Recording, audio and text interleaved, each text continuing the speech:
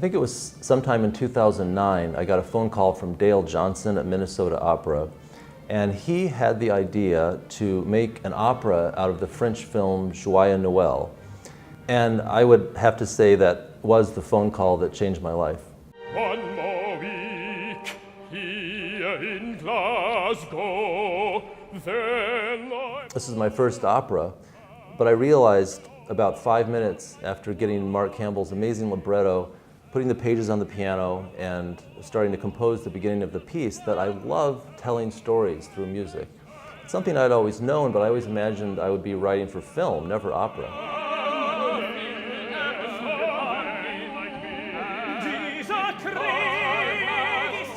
I usually compose in a linear way. I start at the beginning, one idea leads to the next.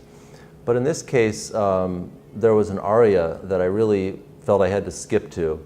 It's a beautiful moment in the libretto where the French lieutenant Audebert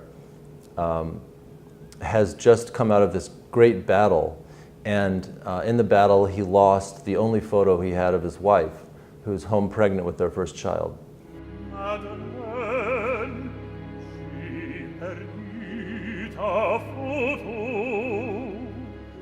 So in the aria, he alternates between the kind of awful business of recording the names of the dead and the wounded in his journal and imagining his wife back at home.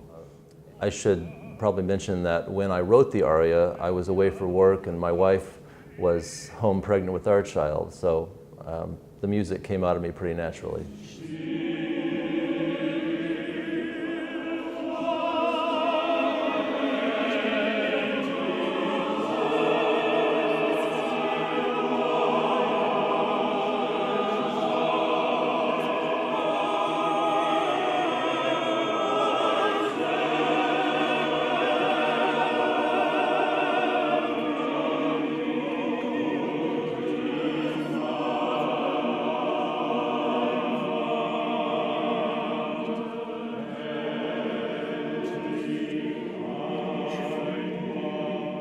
When I first met Mark Campbell and we talked about the opera over a bottle of wine, he felt strongly that the opera should be in 3 languages, in French, German, and English.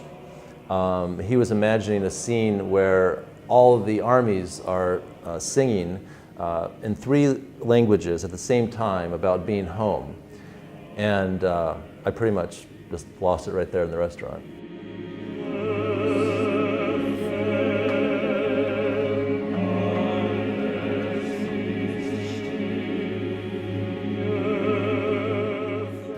I would say it was an enormous privilege to write Silent Night and to make a statement through it, which I've always believed, that it is distance and a lack of familiarity with one another which leads us to the atrocities of war.